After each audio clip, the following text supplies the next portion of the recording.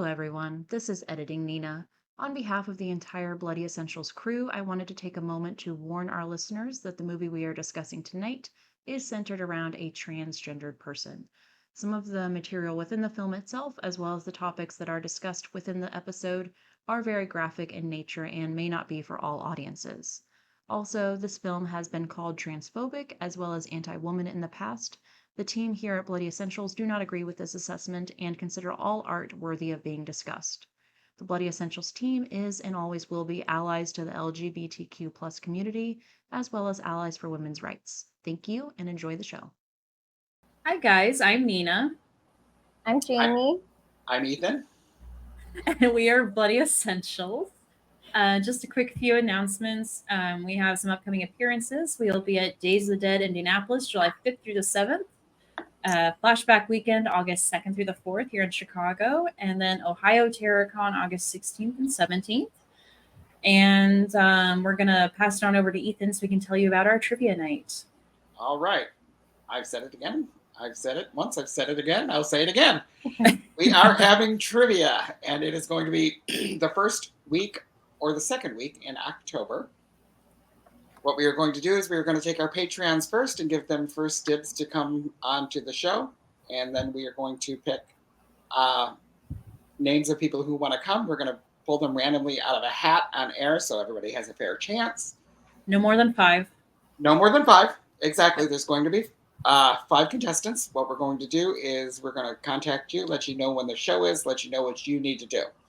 It's not hard. Just go back, listen to the previous broadcasts. Obviously, we're going to talk about all things horror, but we're going to specifically stay with the ones that we have done. There's going to be information about us as well. If there is a tie, we've got some tiebreaker questions. We have first place is a gift basket from Bloody Essentials with $75 to $100 worth of merchandise, and it will have some merch of ours, which has come in this week, and it's really cool looking, guys.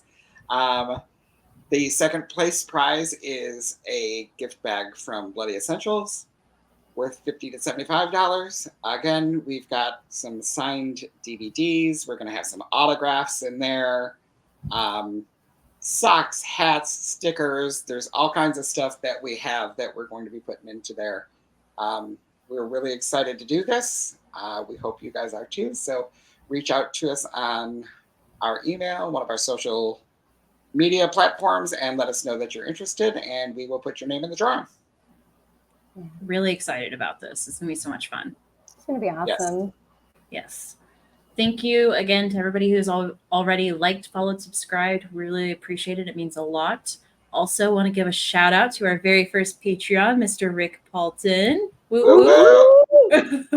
We're so excited. We are so happy that you're enjoying the podcast. And as a personal friend to the podcast, you know, it's really awesome and exciting to have that support as well. So thank you, Rick. Thank Yes, you. we You're appreciate it. Thank you. awesome. Yes. If you want your name mentioned in the episode, go to our Patreon, become a Patreon, and you get your name mentioned in every episode, no matter what level you are. And you get all kinds of great perks too. We're going to be having movie nights for our Patreons. We've got special gifts to give you. And, you know, it's a great time. And you automatically get entered into the drawing for the trivia. So it's pretty awesome. Great. Yes. And you may just get a random gift from us just because. Yeah. Just because. We also will send you guys gifts throughout the year, even a birthday gift and a card signed by all of us. So, yeah, it's pretty awesome. And who doesn't want a card signed by all of us? Exactly. Or just free stuff in general. Like, we are Yeah. sending you free stuff. And we got a lot of stuff that we can't even include with our trivia night because we just have so much stuff. So we're really excited to give it away to people. And we're going to be going to a bunch of cons this year. So we're going to be collecting some stuff, a lot of signed merchandise. So, you know, it's going to be fun. All right. So we're going to get into our movie for this evening. Shout out to John Morgan for requesting tonight's movie, which is Dressed to Kill from 1980. Aww. Yes. Thanks, John. Thanks, John, for recommending this movie. I didn't need any excuse to do a Brian De Palma movie again. I'm just saying. So, Yeah. And I did not need an excuse to watch Nancy Allen for an hour and a half. So. Right? Such a great movie.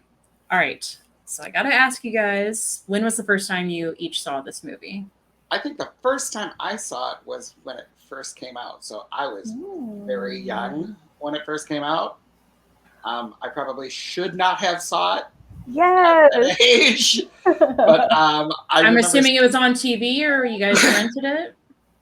I think it was like probably on HBO or Skinamax or, one of those. Okay. So, yeah. I mean, I of course had to sneak and see it because I was way too young to see it. But, yeah. That's fun. This was a more recent watch for me, actually. I mean, not like super, super recent, but yeah, probably like, I don't know, like 5 years ago or something. I was like, oh, this is like a De Palma movie and I've never seen it. What gives? There's cool people in this. Got to check it out. So, yeah. Yeah. I discovered this movie in 2020. So this is it still feels pretty recent. And I have to say, I'm just going to go ahead and say it right now. This is my all-time favorite De Palma movie ever. Ooh. Ever. I love it so much. I own it on Criterion. That's how much I love it. Oh, so what a pretty. Great cover too. Oh right? My God. I love that so much.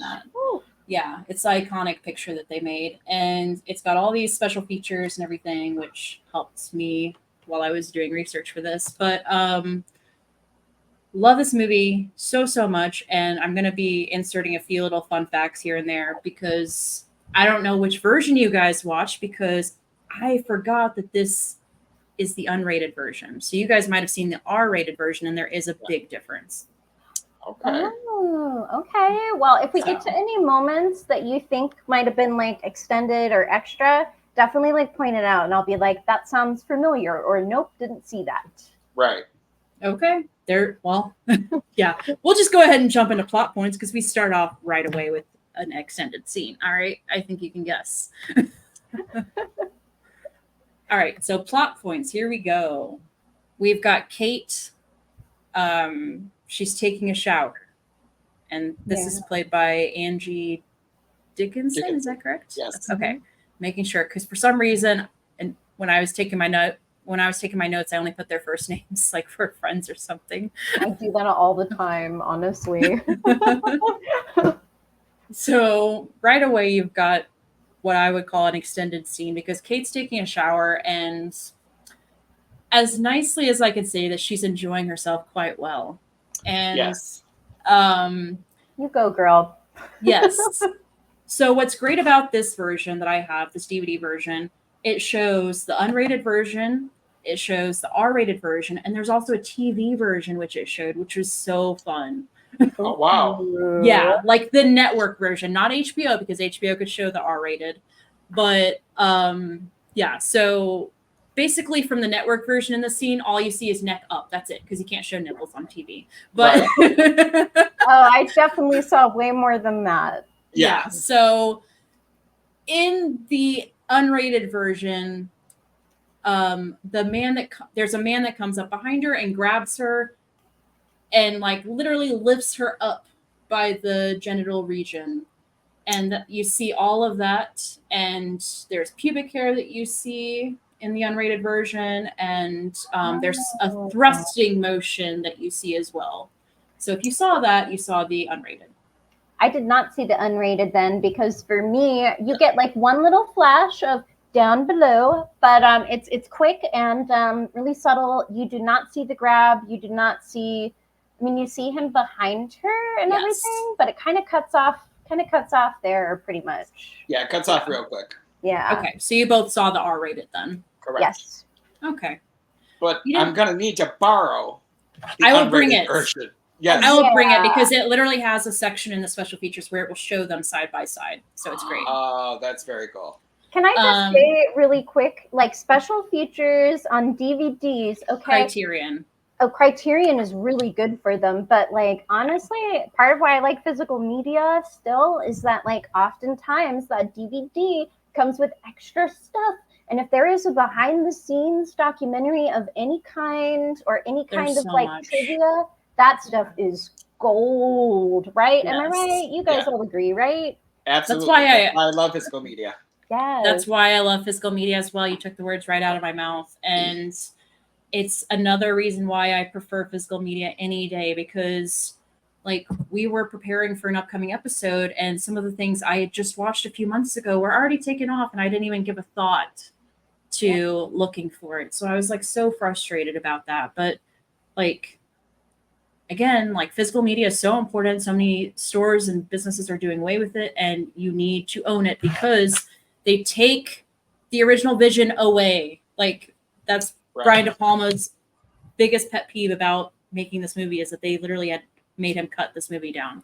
Yep. And like, yeah, it's not a big deal to some people because it's like a quick flash here, a quick flash there, but it's the fact that it was meant to be there. So yeah, and he's an intentional guy. I mean, like most people are when they're making a movie. You know, you don't just put something in there because you're like, I don't know, let's do it. Let's like throw that in there. And it's like, no, with him at least, like there's a reason.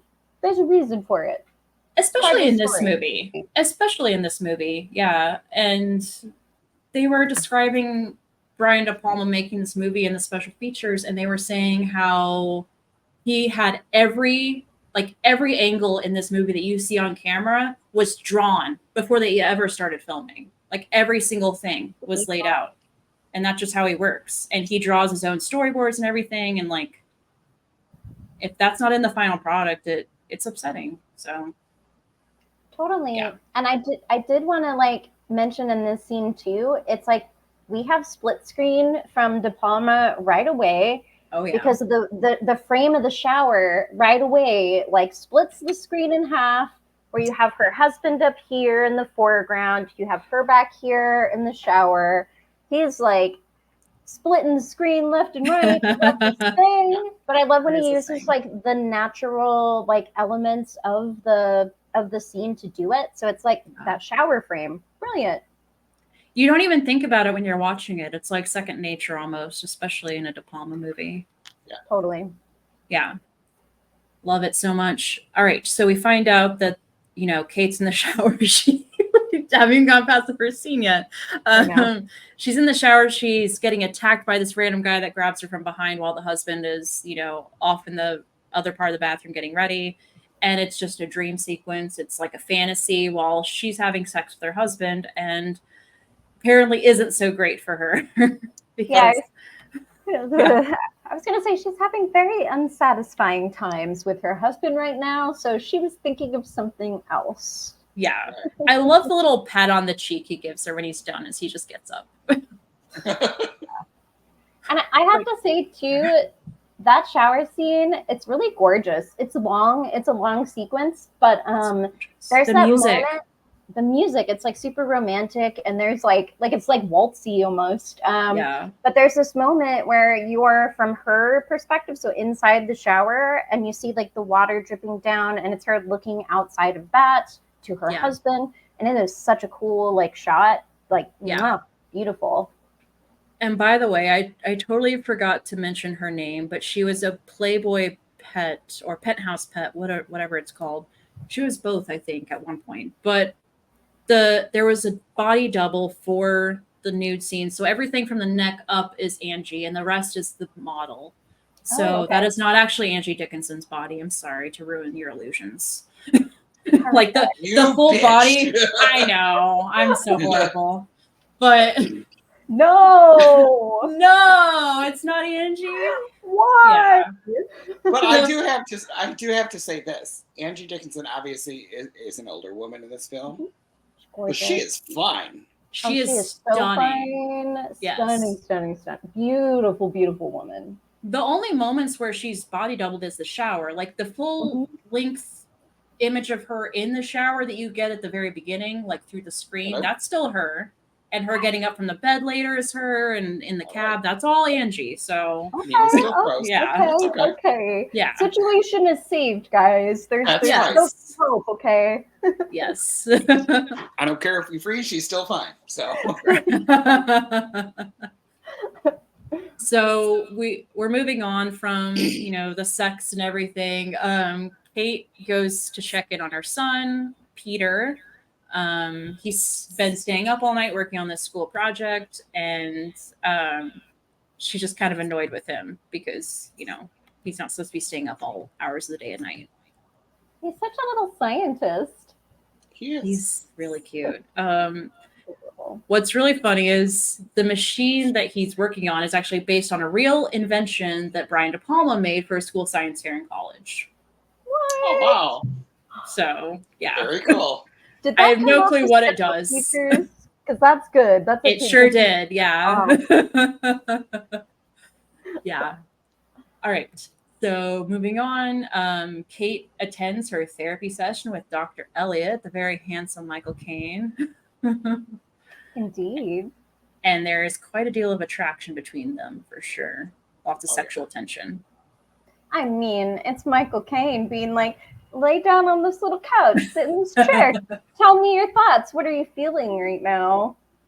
Right? And Such a ladies' man during this time. Yeah. I know. And she expresses feeling very angry with her husband. Their sex isn't like it used to be. He's just not good in bed, is what she claims. And then they have this whole little dialogue where, would you want to sleep with me? Are you attracted to me? And he admits, he's like, yeah, I'd like to sleep with you, but I'm not gonna. And you have that moment where he looks in the mirror before he answers her, which is great. If you notice throughout the film, anytime he's posed with the option to get aroused, if you will, or be in a situation with a woman, whether it's Nancy Allen or Angie Dickinson, he always looks in the mirror, or you see an image of him in the mirror before he answers. So that's kind of fun. Yeah, it means something, guys. It means something. Right? Nothing is meaningless in a De Palma movie. Never. So we move on from there. Kate is in the art museum. And I have to talk about this art museum really quick. Yes. Love the scene. So 6-minute scene, no dialogue whatsoever. Just music. It's like it was made for me. I love no dialogue moments that are long, and the camera work in this thing is wild, guys. So there's a point towards the end where it gets all kind of woo, it changes, it tilts and it's moving around, and it's very dynamic and interesting. Although, the camera work was great. I agree with you, Jamie. Yeah. But I was like, cut it down. I'm done with the 6 minutes. Cut it down to about 3. Oh my God, I'll be fine. Yeah, I was like, cut it down. I think he could have done 10. I was invested. All right, so story of the art museum. So where the interiors were filmed was actually in Philadelphia. Oh, okay. The bulk of the movie is filmed in New York, but for this one specifically, they couldn't get approval at any museum in New York, even Brooklyn. I think they even checked New Jersey at one point. They couldn't get anything. So De Palma and producer George Lito were both from Philly, and Brian suggested the museum there. And George Lito said, there's no way the studio is going to let them go all the way to Philly, bring the crew out, bring the cast and everything. It would be expensive, and they don't have the budget for it. And Brian was like, what are we supposed to do then? And George was like, we're going to go. We're just not going to tell anybody. Yes. That's so, what you do. And then the second half of the story. Exactly. That's the key takeaway in this movie. Mm-hmm. So they ended up going, and the day that they went, the head of the studio, MGM at the time, this was 1979, 1980, he called George Lito, the producer, and he was like, so I heard the cast and crew were going to Philadelphia today. He's like, what's up with that? He's like, yeah, they went out to Philadelphia to film the art museum piece. And he's like, well, no one told me. And George Lito was like, no one told you? He just went with it. He just went with it. He was like, someone was supposed to tell you. Love that. He got somebody fired. So. No, he didn't mention any names, which is great. Love him. Aw, nice. Yeah. Kate's at the art museum. We're doing some people watching. She's making her grocery list for Thanksgiving, which is great. Yeah, pick up the turkey. Yep. which was another thing. Angie Dickinson came up with that. Oh, Yeah. cool. Yep, there you go. She was really excited that she contributed something to this movie besides what was in the script, is what she said. I love that. Yeah. So now we've got a handsome stranger. He sits down next to Kate, and there's a little bit of flirting going on. I don't know why she does this, but she does. She removes her glove from her left hand and like places it on top of the other hand, and shows him that she's married. And like he gets up like as if he's insulted by the ring or something, and it matters to him. And there's kind of this cat and mouse kind of chase, right? So he's walking around the museum. She's following him like as if she's trying to apologize. And, it goes on, as we said, for 6 minutes of just this back and forth. Like she's trying to apologize, and then he upsets her by like grabbing her shoulder at one point with her glove that she dropped. And then she gets upset because she got upset, and it's like it's a whole thing. It is. There's a lot of feelings. Lots of feelings, lots of emotions besides Ethan's boredom at this 6 minute moment. And I have to mention the camera work, Jamie, as you mentioned, it was all steady cam. Yeah. And they were worried about staying in focus because that's an issue. They were moving and everything, so it's hard to stay in focus. So the cameraman had a rope tied to the camera, and it was measured exactly how much they needed. And Angie, during the scene, was holding the rope the entire time, so they never went more than 6 feet apart. No way. Oh, that is fun. Wow. Yeah, that's really fun. Wow. All right. Yeah, things you know, right? Yeah. Kate's leaving the museum, and one of my favorite shots, the crane shot, it goes overhead, it goes over Kate, past all these people on the sidewalk, onto the cab, like into the cab where the stranger, the handsome stranger, is, and he's waiting for Kate to catch up. If you missed it, the killer is in that shot. And Kate gets in the cab with him, and we've got a lovely orgasmic makeout scene in a taxi. Oh, yeah. Yeah. Yeah. It's a little more than a makeout scene. Well, I was being nice. We might have kids listening. He took her to dinner. Yes. But I have to say too, like De Palma does this thing where he makes it look like very dreamy when these things are happening. So there is still something like dreamy about it. I don't know. There's like almost like a fuzziness to it. You know what I mean? Where it just gives it that like, I don't know, dreamy kind of feel. So even though it's like taking place in the back of the cab, it's got a dreamy, romanticized kind of like feel to it. I love how he does that. Mm-hmm. It's great. And the score by, I'm going to pronounce it wrong, I'm sorry, Pino Donaggio, it's phenomenal. Like that music throughout the entire 6 minutes, it really helps like you feel the emotions of Kate the entire time. They go, I assumed it was his apartment. It is apparently a hotel. They go to this hotel, and you get this great moment where they're getting out of the taxi. They go inside, and the camera slowly pans up, and it's daytime, and then it continues to pan up, and it's dark out. And I thought that transition was phenomenal. So fun. Beautiful. Yeah. And I'm sorry, I got another fun fact. Yeah. That's okay. So the exterior of the hotel is actually a real hotel in New York where Wall Street guys would meet up with hookers for afternoon rendezvous. Nice. Brian De Palma found the building, and he noticed that a lot of very attractive, very well-dressed women were coming and going from the building at all hours of the day. And he actually pulled a woman aside and was talking to her and found out that this was indeed a place where men would go to meet up with women during business hours. So there's 1980s New York for you. That makes all of this like that much more authentic. So. Right. And the inside of the apartment, or the hotel room, whatever you want to call it, where the next scene is about to take place, is actually the apartment that was above Brian De Palma, where he was living at the time when they were filming this. Oh, wow. Okay. So he knew the layout and everything, and that's how he was able to set up the scene very well. We see Kate, she's getting ready to leave, and she discovers a doctor's note revealing that our handsome stranger has an STD. Welcome to chlamydia. Yeah. That's Well, going to suck. You know what? Don't go chasing waterfalls. Stay to the rivers and lakes that you're used to. So It's what like oh, it's like a heartbreaking moment though, like because she has this realization and she had this night where she almost like I feel like she had an epiphany and this little like hookup with him, right? Like she's writing him a little note in the morning. It's like she's feeling things and then she feels good about what happened and then she finds this note and it's like, oh wow, I might have just like ruined my entire life. Yeah. Right. Yeah. Yeah. For sure. Brutal. It's really heartbreaking. It's literally one of the worst things that could happen from this moment. And I also have to say, it's one of the few plot holes I found in this movie. But where the hell does her husband think that she is right now?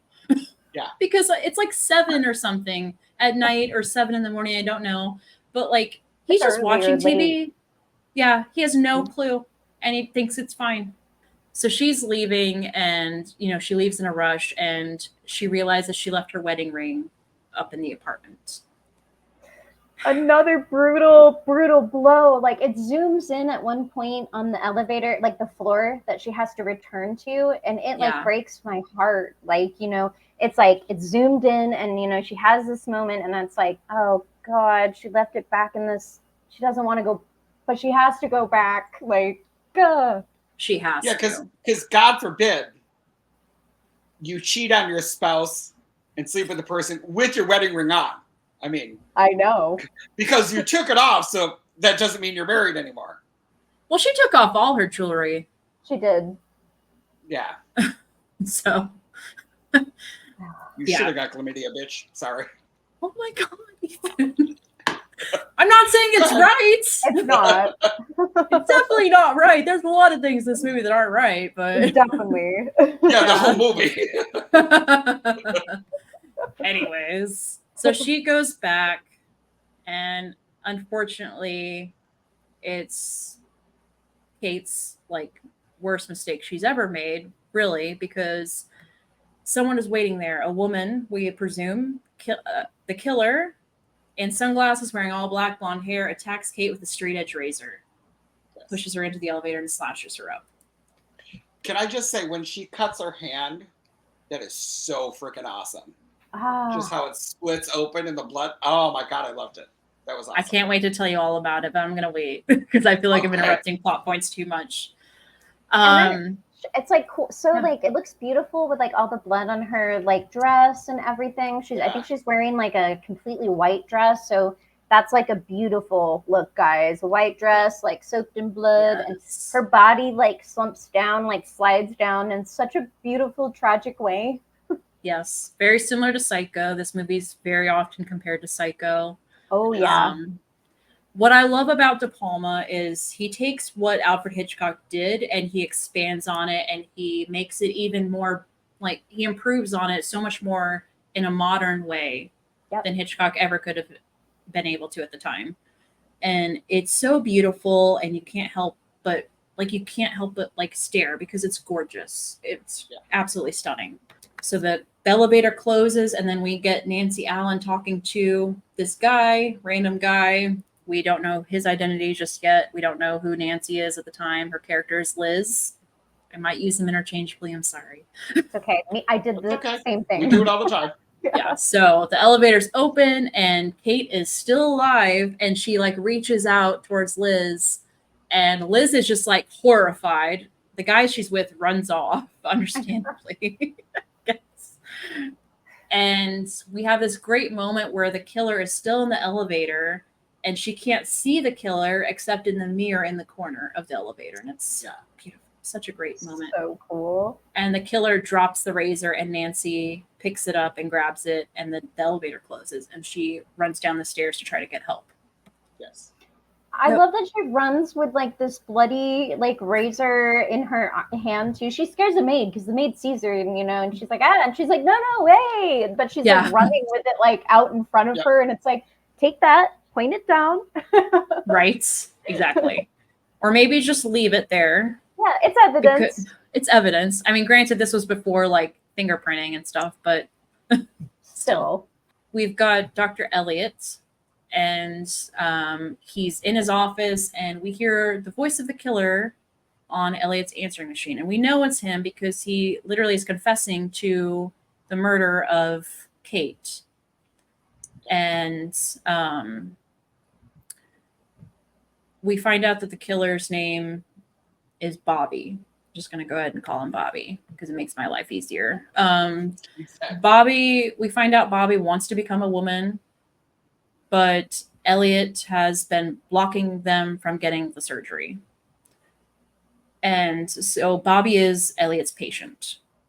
And Bobby states that they have found a doctor to approve the surgery, and that's where they're going to go next. So Elliot gets called to the police station, and he's basically there to talk about Kate and what's been going on with Kate. And Elliot's not really giving them much information to go off of, right?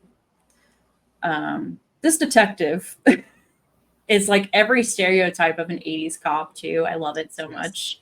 I know. He's fun. Very crude, a little insensitive, especially when he talks to Liz. And they have a great exchange. They really do.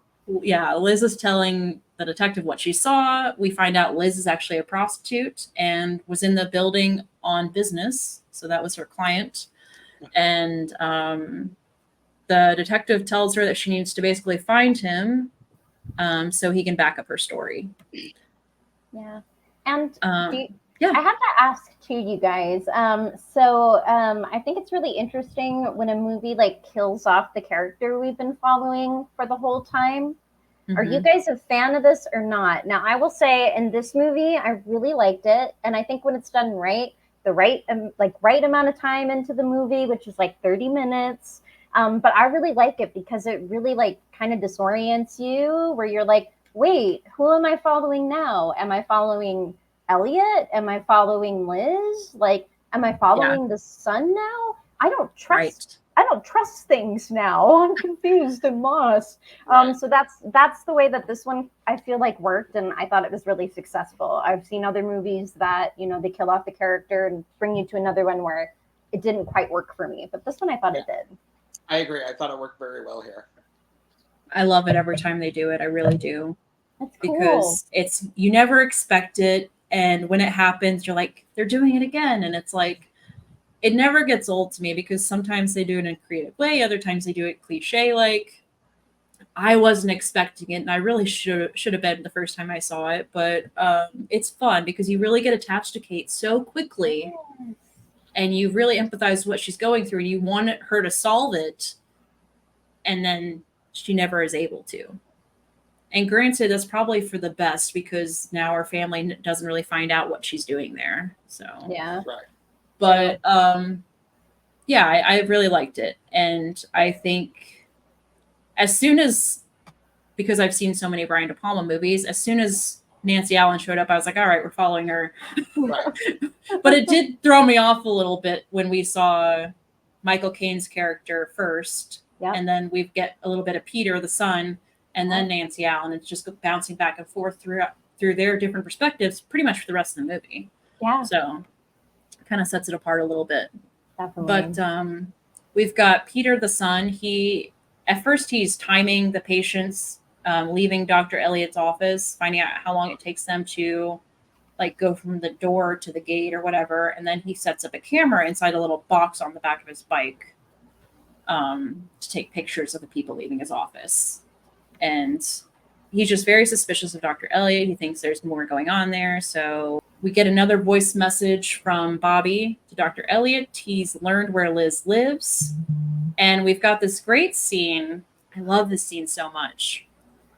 Where we've got Liz watching TV and we've got Dr. Elliot watching TV. And Liz is on the phone with somebody while Michael Caine, Dr. Elliot, he's listening to these voicemails.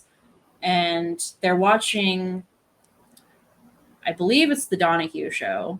Yes. And I believe this was a real episode of, how to put this, a man that was, well, a man that has become a woman.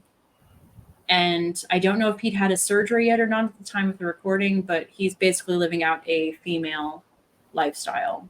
Right. And he has a family and everything. He had kids, he was married and all this. And, that's basically what the interview is. And it's showing their reactions to listening to this and watching this. And what's great is you also have mirrors set up in both rooms.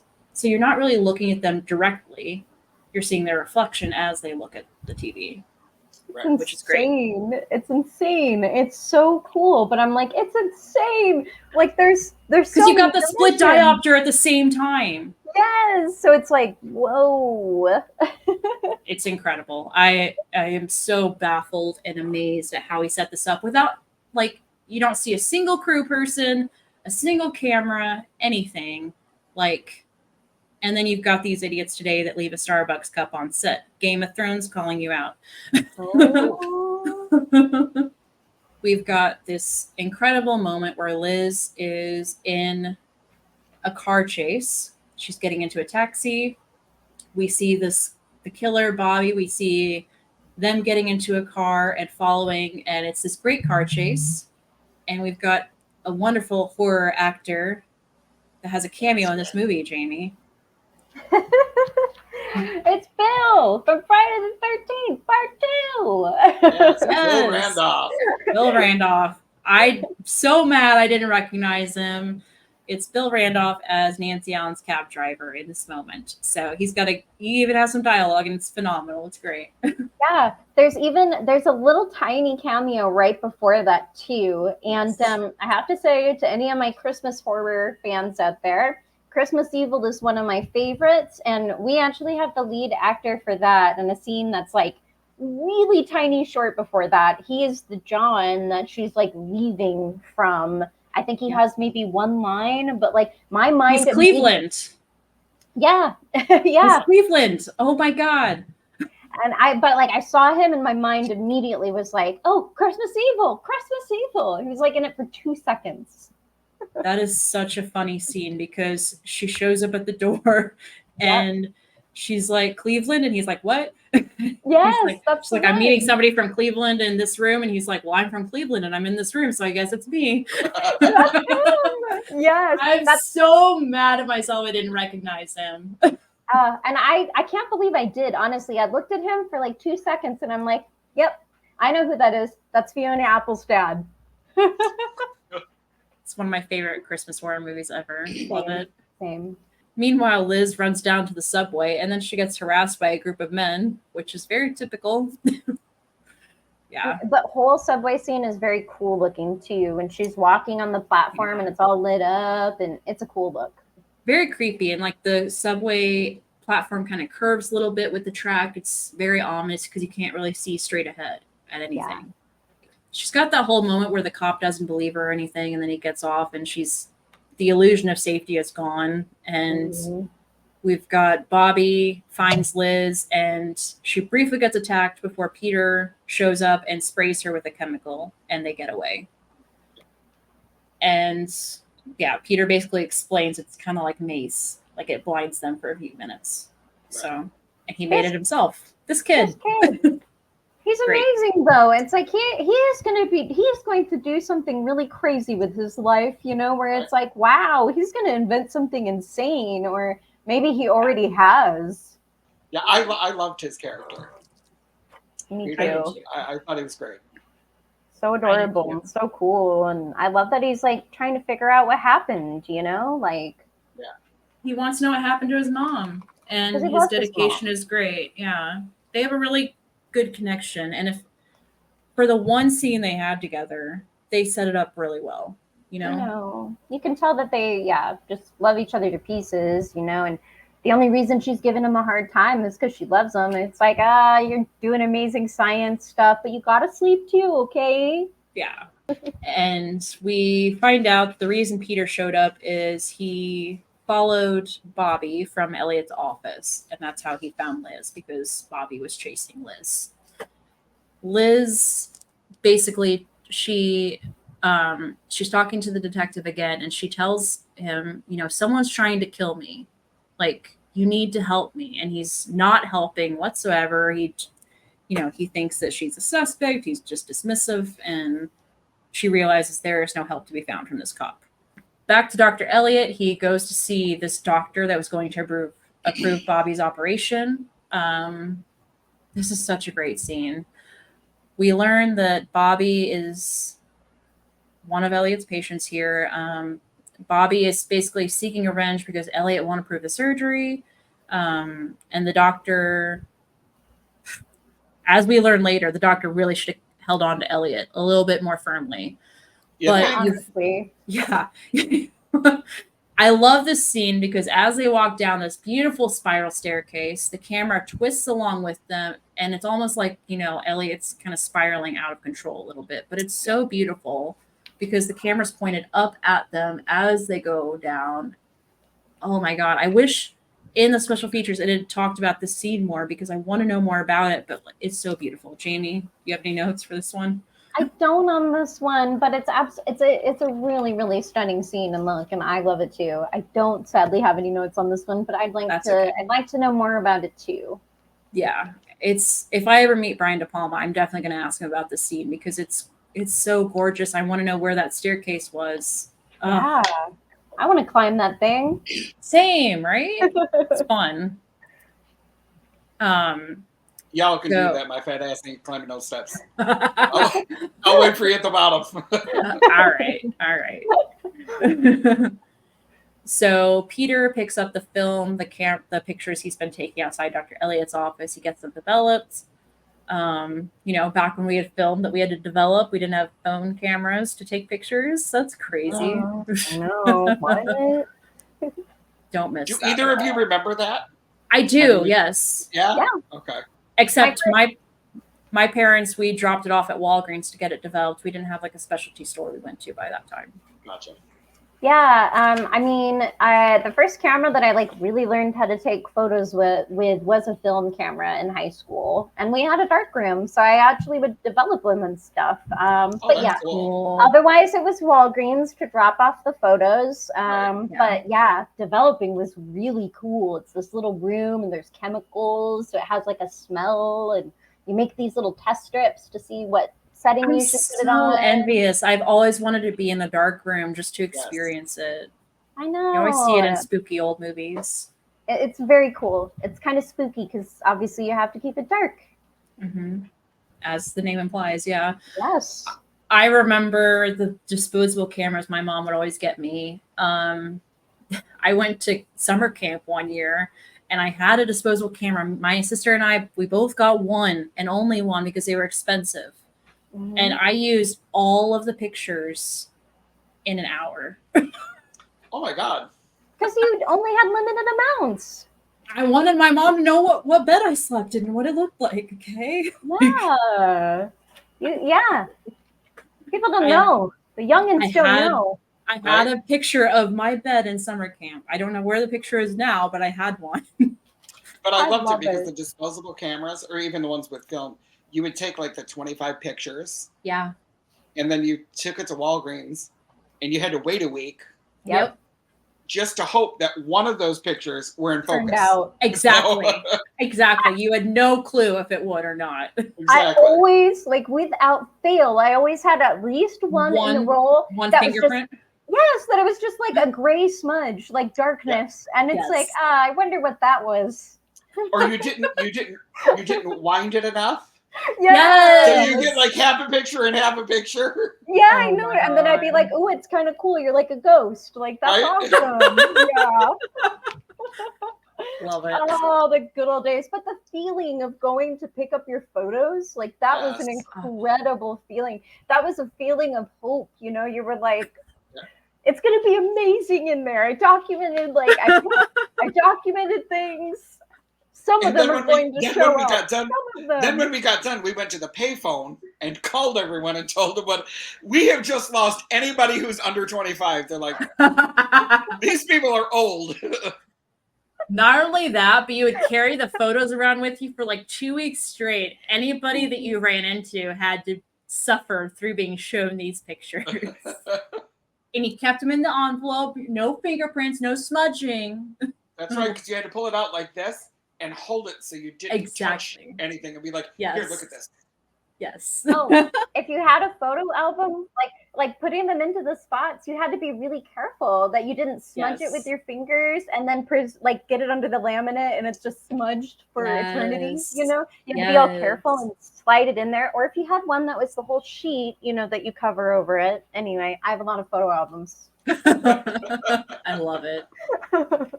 So Peter and Liz, they come up with this plan to get a look at Elliot's appointment book because they find pictures of Bobby leaving Elliot's office. And they basically want to know who Bobby is and what they want because they don't know Bobby's name at this point. Only the audience does. And so Liz is going to pretend to be a patient of Elliot's. So she goes to his office and she's attempting to seduce him, and such a great moment. They changed. A damn good job too. She doesn't need much like Michael Caine is a very strong-willed man. Let me say that. Damn straight. And you made me forget what I was going to say. There's some dialogue in this scene, and I'm not going to say it because there could be children listening, young audience members, or whatever. You may be listening to this at work, and I don't want to make you feel uncomfortable. But there's some dialogue that was changed, some wording that was used to refer to Michael Caine that was dubbed over in the R-rated version. So I'm just going to leave it at that. So, yeah, I think you can use your imagination. There's a few moments that were redubbed. While Liz is inside, Peter is outside, just making sure that Liz is safe, basically. And he's just trying to keep an eye on Elliot and what's going on and making sure that he doesn't catch her. So Liz kind of gives Dr. Elliot a moment to compose himself while she steps out, makes an excuse to powder her nose, when in reality she's going to look at his patient book, which is funny because, as we learn very soon, Bobby is not listed in the patient book. No. So, what? Why? Huh? Yeah. Whatever would that be? A twist, you might say? In a Brian De Palma movie. Someone like him. Yeah. So, Liz assumes that she found the name, writes it down, and hides it. I don't remember where she hides it, but she hides it somewhere. She goes back in and she doesn't see Dr. Elliot. It's all dark, and flashback to Peter outside in the rain, pouring down rain. This guy's committed. We see Peter. It looks like he's being attacked by Bobby outside, right? Yes. Yeah. He falls down to the ground first. He gets back up. He's looking through the window, and what appears to be Bobby pulls him back. And then we see that this person that attacked Peter shoots someone else inside the office. And it's revealed that Dr. Elliot is dressed up as a woman. Yes. Ba, ba, ba. What? What? Happening? Mind blown. All right. So. When you first seen it, did you think it was him? I kind of did, to be honest with you. I thought he was involved in some way.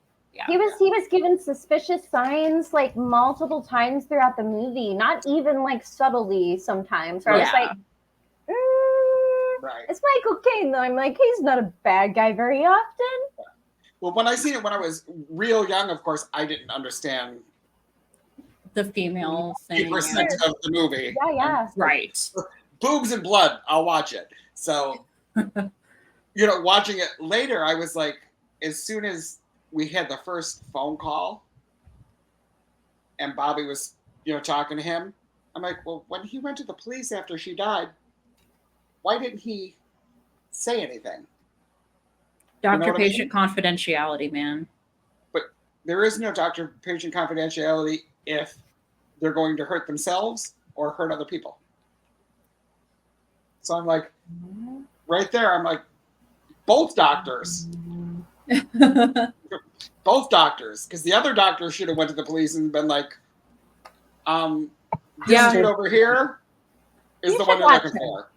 Yeah. Because literally that doctor heard Michael Caine, as you know, Dr. Elliot, say that Bobby did this. Right. And that doctor knows exactly who Bobby is. Exactly. And I'm just going to say it. Bobby is Dr. Elliot. Dr. Elliot is Bobby. They're one and the same. Yep. So I get it, the Hippocratic Oath and doctor confidentiality, but when it comes to murder or suicide or, hurting somebody else, that's out the window. Exactly. I mean, unless it's a pastor or a priest, then you don't have to, but doctors have to. Right. Bad doctors. Yeah. I think he thought he could handle it and get it under control, and obviously he didn't. I mean, Kate died. He already knew Kate had died. Right. I know. And he should have immediately gone to his doctor at that point. Yes. Yeah. So I'm just going to fill you guys in if you haven't seen the movie. Sorry, being so subtle. I'm really glad I was able to compose myself through the entirety of this, but it's such a complicated moment. So basically we find out that the person that attacked Peter outside is an undercover detective that the original detective set onto Liz to keep her safe. Like, he knew Liz wasn't involved in any of this from the beginning, and he just figured that it was best to keep tabs on her because she was the only witness to this murder. And she just so happens to look exactly like Michael Caine in drag. I mean, who knew? Imagine that. That's crazy. Yeah. And it turns out that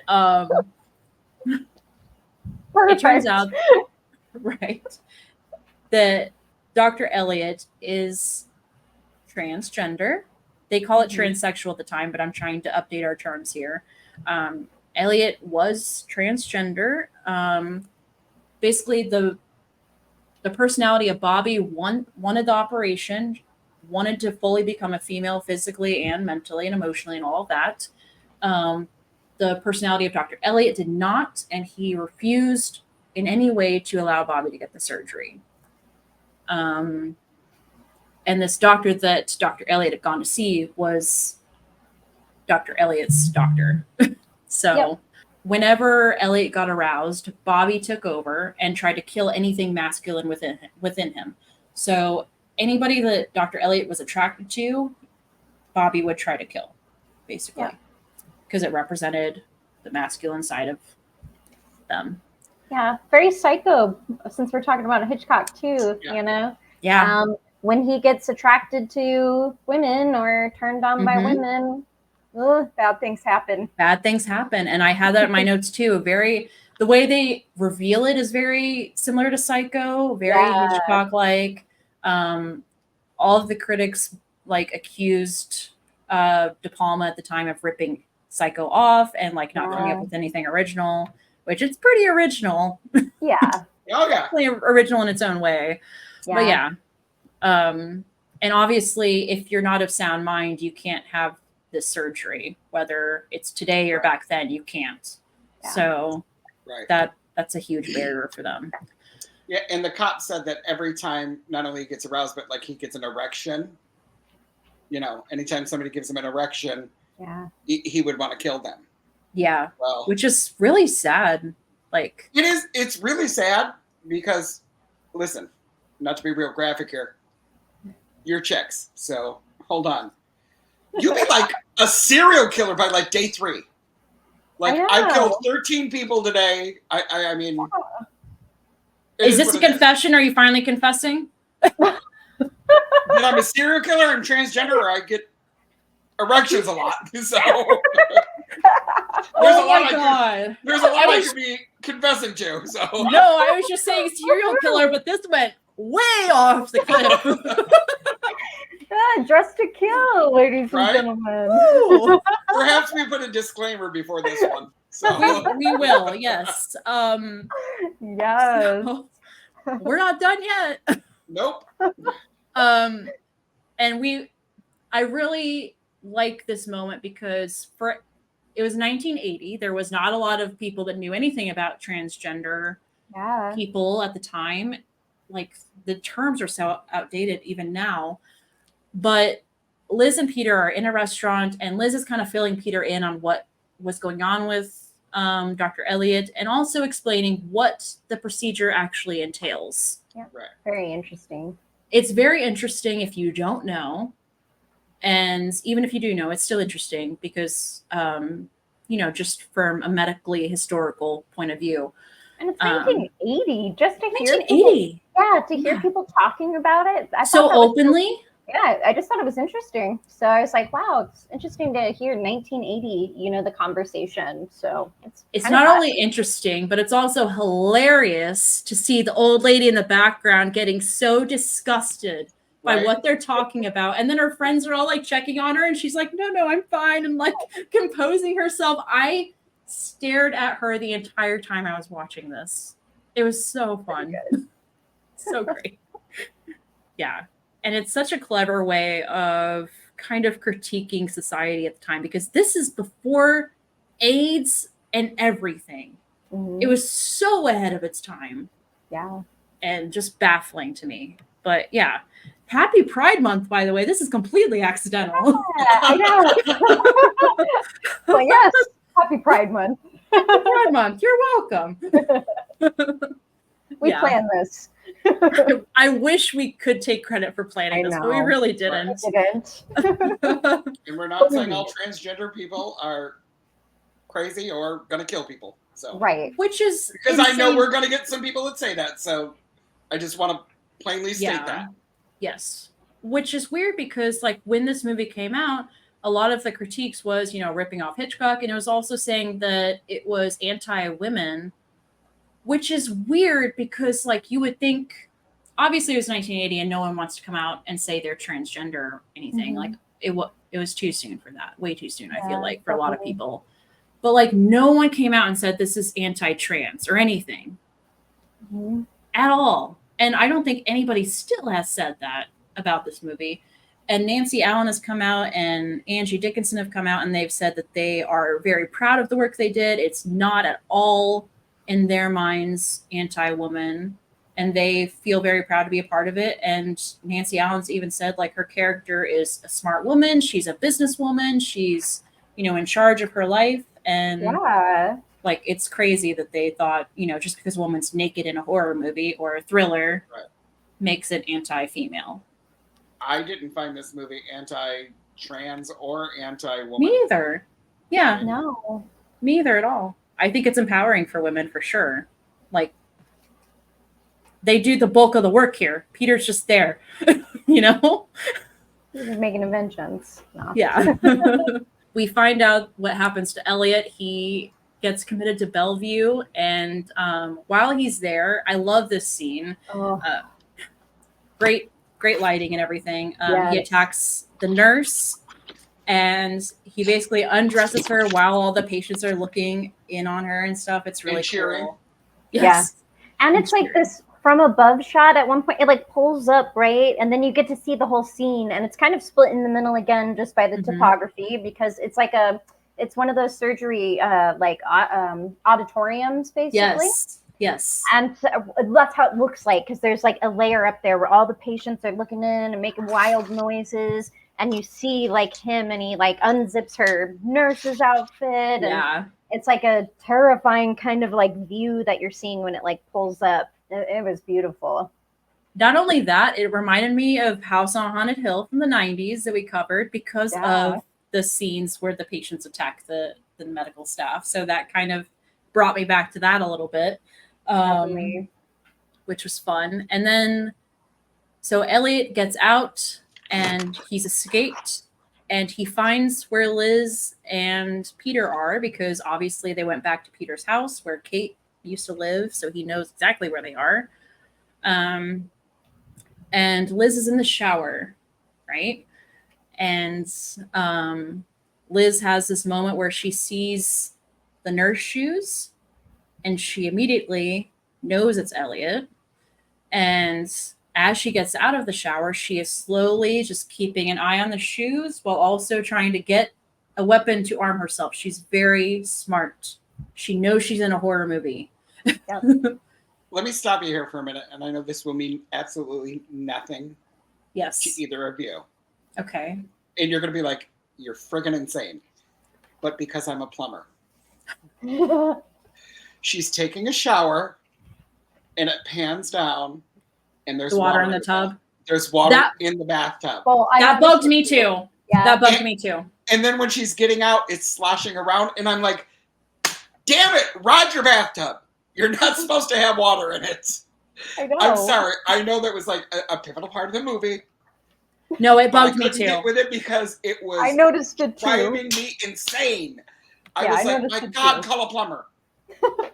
It seriously I know drove why me it wasn't. insane. Yeah. Okay, good. It's not just me. No, And I was like, noticed it. I'm too obsessed with work because I'm like, I should not be noticing this. There's a hot naked chick here, and I'm like, Roger bathtub.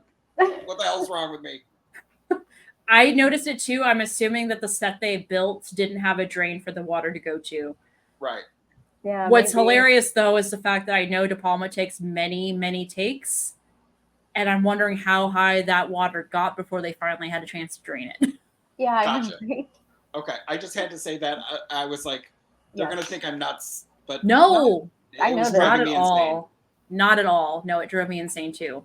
So you've got that great moment where Liz is watching the shoes, trying to go for the razor in the medicine cabinet. Oh my God, I love this scene so much because it's exactly what you imagine in a nightmare, right? Exactly. Mhm. And she opens the medicine cabinet and she sees the razor. And as she goes to reach for it, she realizes that the shoes are the only thing that she's looking at because the medicine cabinet moves and you see the reflection of Michael Caine. There he is in the nurse's outfit and he slits her throat. Yes. Beautiful. Great So scene beautiful. again, how he did everything without getting anybody in the mirrors. So great. Yeah. And nice little nod to the beginning too, because exactly. she's kind of set up like the beginning scene in that shower. So beautiful, like bringing it back around full circle to that. Yes. And again, another shower scene dream sequence. Liz is fine as can be. She realizes it's a dream. She wakes up, she's in bed, and Peter comes to her and is like trying to comfort her as she's like screaming and crying. Right. Yep. And that's the end of the movie. That's it. Yes. That's it. That's it. All right. So Ethan, I'll let you do your fun facts then. If I have anything left, I'll All do right. mine. We have already gone over some of these, but I'm just going to hit them. Brian De Palma was inspired by Alfred Hitchcock's Psycho, incorporating the similar turmoil and surprise. Hence, the shower scene is a mirror of Psycho. So, Yes. he did write the screenplay himself. Mm-hmm. Now, when the movie came out, it got totally mixed reviews. Some people praised it for its storyline. Others found complete fault with it and called it smut and garbage. And it was like you were on one side or the other. Either you really liked it and thought it was a cinematic masterpiece, or you thought it was complete trash. There was like no middle line there. So originally it had a rated X. It was rated X before they cut some stuff and made it rated R. Obviously it has a huge cult following now. Mm-hmm. People obviously love it. It was nominated for several awards, but 2 Golden Globe Awards.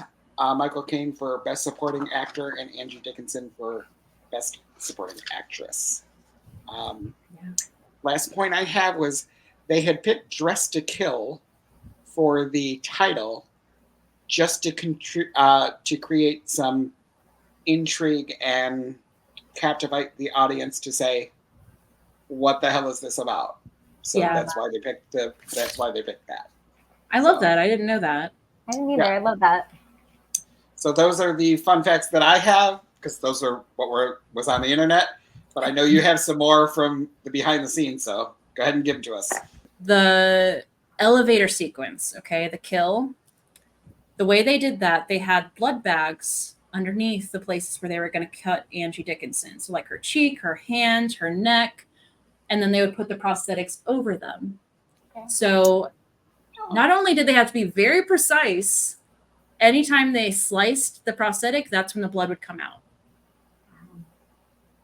That's fascinating because Brian De Palma, like I said, is known for many takes. Yep. And so they had to have many blood bags, many prosthetics pre-made, which apparently they made before they ever started filming. So they had just the right amount, apparently. And like, that's why it looks so convincing. Like, you can't see anything really. It looks so great. Oh my gosh. Yeah. And the dream sequence kill, you guys didn't see it because you had the R-rated version, but there's a close-up on her neck at one point. So to create the illusion that she was getting her throat slit, there was someone that was pulling a string that was attached to the prosthetic that would create a little tear. Wow. And then there was someone standing behind Nancy Allen that pumped the blood out. So cool. Yeah. Really fun. All right. So a couple of things about Michael Caine. I could not find a single interview of him talking about this role, which is really sad, but I guess nobody felt comfortable asking him about it. I don't know. Yeah. But some people shared some information. Michael Caine only dressed in the female costume and makeup for the finale. The rest of the time, it was actress Susanna Clem, who was the female detective at the end of the movie. Okay. Even the moments where it's clearly meant to be Michael Caine as Bobby, that is her. She's dressed up as him the entire time. They used a fake nose that was meant to look just like Michael Caine's, and it was attached to the sunglasses she was wearing. Wow. Oh, okay. Interesting. Yep. They picked her specifically because she was the same frame and height as Michael Caine, which is so fun. And like, how awesome is that though? Imagine that they're like, hey, you kind of look like Michael Caine. I mean, you know, you're like the right height, right size. I know. And you're like, thank you. Cool. Right. I thought it was hilarious because like, even in the movie, he's like explaining why they picked her. And I'm like, how sad is it that you had to find somebody that is meant to look like Michael Caine to get the role?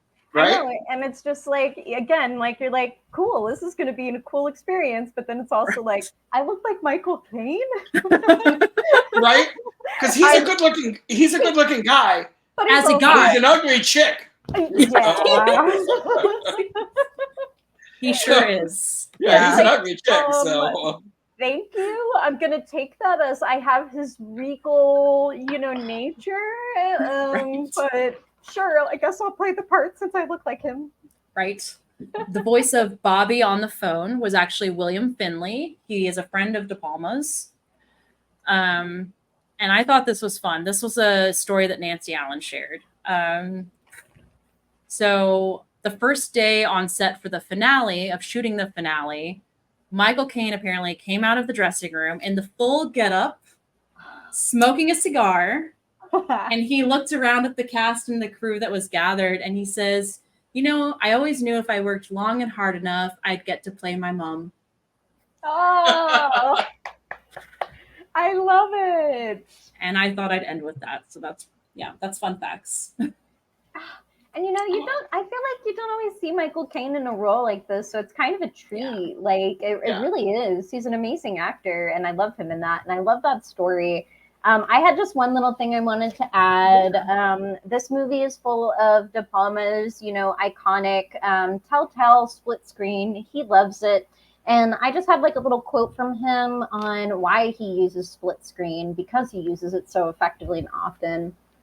He just said, the thing about the split screen, it's kind of a meditative form. You can go slowly because there's a lot to look at.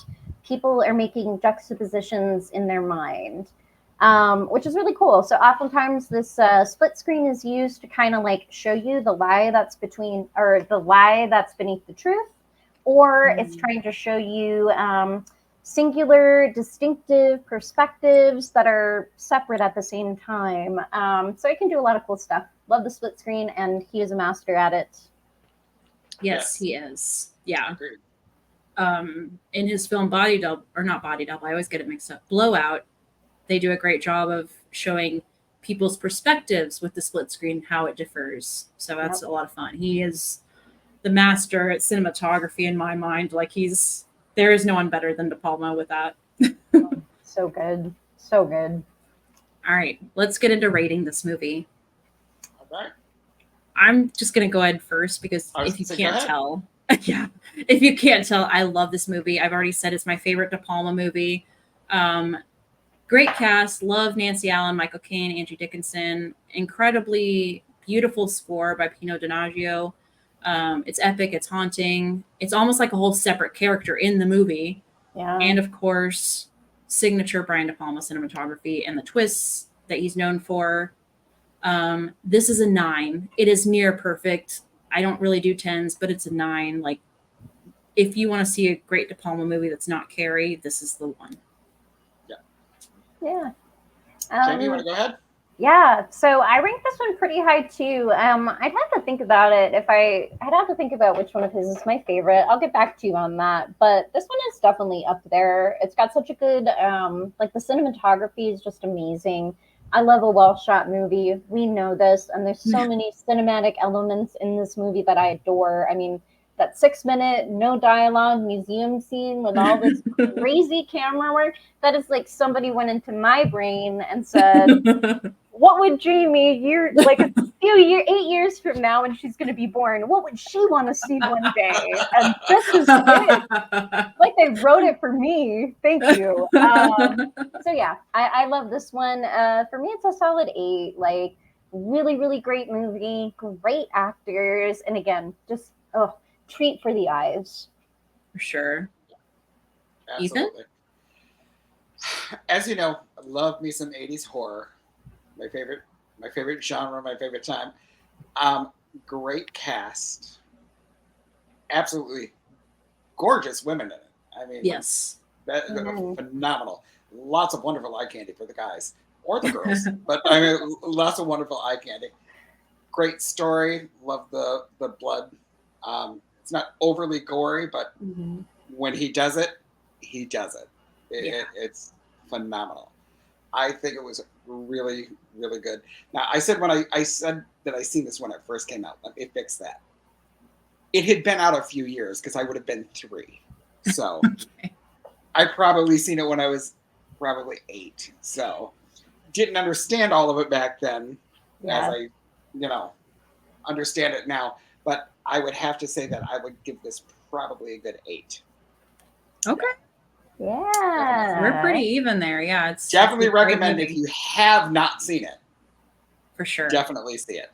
Yeah, probably should have given you guys a warning before we started to stop what you're doing. Watch it before we give the twist away. But right. Yeah. Oh well. Yeah, so it's definitely a great movie. Check it out if you can. And I would recommend buying it on DVD so you can watch the real version, Brian De Palma's masterpiece of Dressed to Kill. Yeah, so again, thank you everybody that's already liked, followed, subscribed. We really appreciate you. Shout out again to Rick Paulton for being our first Patreon. Woo, we woo. appreciate you, Rick. Woo! So much, Rick. And also shout out to John Morgan for recommending this movie. Yeah, man. John, you rock. Thank you. You rock, John. Thank you. You do Can't wait rock. to meet you in person someday soon. What? Yeah. And until next time, if you guys find haven't yourself... met John yet? No, not yet. Well, Jamie has. I haven't got to meet John yet. I thought you did. I have. John, you're awesome. You Oh, gotta meet us at- John you is gotta meet us at awesome, one but of I the haven't got cons, to yet. So we can all have a drink together. Seriously. And we need a picture together. Yes. Yes. Yeah. Yeah. Love you, John, so much. He sent a poster to me for a movie when I first moved to Chicago. It was a move-in gift, and I still have it hanging up in my my living room. So it's very special to me. It's for a movie that hasn't come out yet, and for some reason the name is escaping me. But I'll get back to you on that. John is like yelling at me through the speakers right now. Yeah, John actually gifted me something really, really cool. He gifted me this Bigfoot book. It's by a cryptozoologist I really enjoy, and it was signed and everything. So it's pretty awesome. Yeah. We love you, John. Yeah. Thanks, man. All right. That, again, is Dressed to Kill. Remember, if you ever find yourself in a horror movie, don't have sex. Don't do drugs. And don't die. We'll see you next time. Thanks, guys. Bye. Bye. Bye-bye.